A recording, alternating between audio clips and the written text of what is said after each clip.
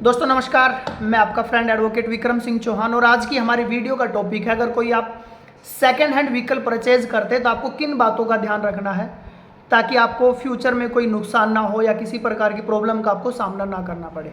तो दोस्तों सबसे पहले तो आपको कोई भी व्हीकल आप खरीदते हैं तो उस व्हीकल का प्रॉपर इंस्पेक्शन कीजिए। इंस्पेक्शन इन द सेंस उसका इंटीरियर और एक्सटीरियर प्रॉपर तरीके से चेक कीजिए। एक्सटीरियर में उसका प्रॉपर चेक कीजिए, कहीं से गाड़ी एक्सीडेंटल तो नहीं है, कहीं से गाड़ी कोई रीपेंट तो नहीं है, कहीं से गाड़ी जंग खाई हुई तो नहीं है।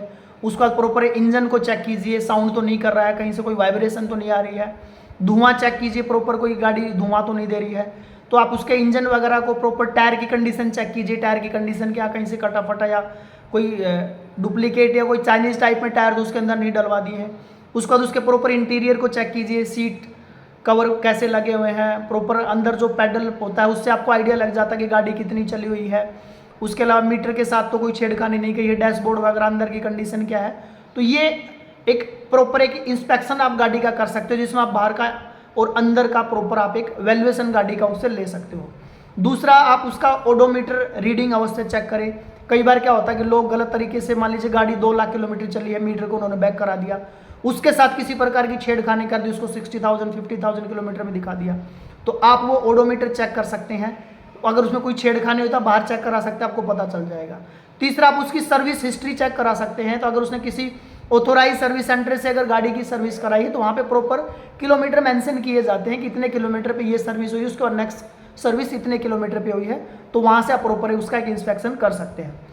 तीसरा, गाड़ी के आप प्रॉपर अपना डॉक्यूमेंट्स चेक कर सकते हैं कि गाड़ी की आरसी जिस व्यक्ति जो उसको सेल कर रहा है क्या उसी के नाम से है, क्या उसका प्रॉपर इंश्योरेंस उसने करा रखा है, और इंश्योरेंस करा भी रखा तो थर्ड पार्टी है फर्स्ट पार्टी है, कौन सा इंश्योरेंस उसने करा रखा है, गाड़ी का पोल्यूशन प्रॉपर है या नहीं है, गाड़ी उसने अगर नहीं ली थी तो उसका रोड टैक्स उसने दिया है नहीं दिया है, उसने जब खरीदी थी तो उसकी प्रॉपर उसकी इनवॉइस है या नहीं है, उसने एनओसी वगैरह अगर किसी से पहले खरीदी थी तो वो ली है नहीं ली है।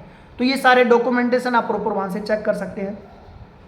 नेक्स्ट, आप लोन का स्टेटस चेक कीजिए। कई बार क्या होता है कि किसी ने लोन पे गाड़ी ली, हो सकता है उसने लोन प्रॉपर भरा ही नहीं, वो गाड़ी अभी भी लोन पे चल रही है और उसने बोल दिया जी मैंने तो लोन क्लियर कर दिया है। तो आप लोन का स्टेटस चेक कीजिए। उसके बाद लोन कंप्लीट होने के बाद लोन जिस भी फाइनेंस कंपनी से लोन होता है उसकी वहाँ से एनओसी भी मिलती है, वो एनओसी आप उनसे ले लीजिए। उसके बाद वहाँ से एक लोन क्लियरेंस सर्टिफिकेट मिलता है फॉर्म 35, आप वो फॉर्म 35 ले लीजिए जिस भी फाइनेंस कंपनी से उन्होंने इंश्योरेंस कराया था। उसके बाद अपनी गाड़ी को अपने नाम से ट्रांसफ़र कराइए। फॉर्म 29 और 30 फॉर्म फिल कराया जाता है, आप वो फिल कराइए और गाड़ी की ओनरशिप अपने नाम से ट्रांसफ़र कराइए। उसके बाद उसका लीगलिटीज़ चेक कर लीजिए कि उस गाड़ी से पहले कोई क्राइम तो नहीं हुआ है, किसी क्राइम में गाड़ी इन्वॉल्व तो नहीं थी, उस गाड़ी से पहले कोई एक्सीडेंट हुआ हो, किसी की कोई डेथ वगैरह तो नहीं हो गई थी। उसका हिस्ट्री प्रॉपर एक बार आप चेक करा लीजिए, कहीं गाड़ी चोरी तो नहीं हुई थी या किसी प्रकार का उसमें कोई एक्सीडेंटल या कोई नुकसान तो नहीं हो गया था। तो ये सारी चीज़ आप वहाँ से चेक कर सकते हो।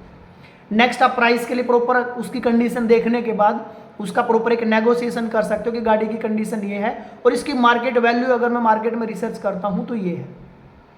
उसके बाद जब भी आप उनसे गाड़ी लें तो प्रॉपर एक एग्रीमेंट, एक रिसिप्ट, एक लास्ट लोन की लाइबिलिटी वगैरह प्रॉपर उसके अंदर लिखवा लीजिए कि अगर आज की डेट से पहले इसका कोई लोन है तो आप वो पे करेंगे, आज की डेट से पहले इसकी कोई क्रिमिनल हिस्ट्री, कोई एक्सीडेंट, कुछ मिस हैपनिंग हुई तो उसकी सारी जिम्मेवारी आपकी है, इससे कुछ क्राइम हुआ, कहीं चोरी हुई तो उसकी सारी जिम्मेवारी आपकी है। तो प्रॉपर एक एग्रीमेंट कराइए, उसमें प्रॉपर लिखवा दीजिए कि मैंने इस गाड़ी के लिए इतने पैसे में हमारी बात हुई थी, इतना पैसा हमने पे कर दिया है, आगे से सारी जिम्मेवारी है और इस डेट से पहले की सारी जिम्मेवारी जो पहले गाड़ी का ओनर था उसकी सारी जिम्मेवारी है। उसके बाद एसेसरीज वगैरह जो भी उसमें एक्स्ट्रा सामान रहता है उसको प्रॉपर चेक कर लीजिए कि पीछे डिक्की के अंदर स्टेपनी दी हुई नहीं दी हुई है, टूल किट वगैरह रहती है वो उसके अंदर दी नहीं दी है, स्टेपनी वगैरह है, म्यूजिक सिस्टम वगैरह है, फ्लोर मैट्स वगैरह है, गाड़ी की हमेशा 2 की आती तो दूसरी चाबी है या नहीं है, कई बार गाड़ी चोरी हो जाती तो आपको ओरिजिनल चाबी हमेशा एक मिलेगी। तो ये कुछ बेसिक चीज़ें आप कभी भी, और हमें लाइफ में बहुत बार सेकेंड हैंड व्हीकल खरीदना पड़ता है और हम खरीदते भी, एक अच्छी बात भी है, कोई दिक्कत नहीं है कि नई गाड़ी हम नया व्हीकल लेते तो उसकी कॉस्टिंग ज़्यादा रहती है। स्टार्टिंग में मोस्टली लोग सेकेंड हैंड ही व्हीकल खरीदते हैं। तो ये कुछ सावधानी आपको ध्यान में रखनी है ताकि हम किसी भी प्रकार की प्रॉब्लम में आगे ना फंस सकें।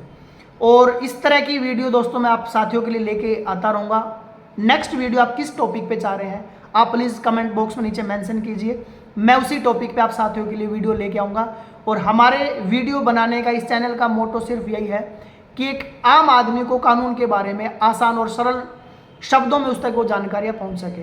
तो दोस्तों जल्दी मिलते हैं एक और नई वीडियो के साथ, तब तक आप सभी साथियों का दिल की गहराई से बहुत बहुत धन्यवाद। जय हिंद, जय Bharat, Vande Mataram, thank you very much.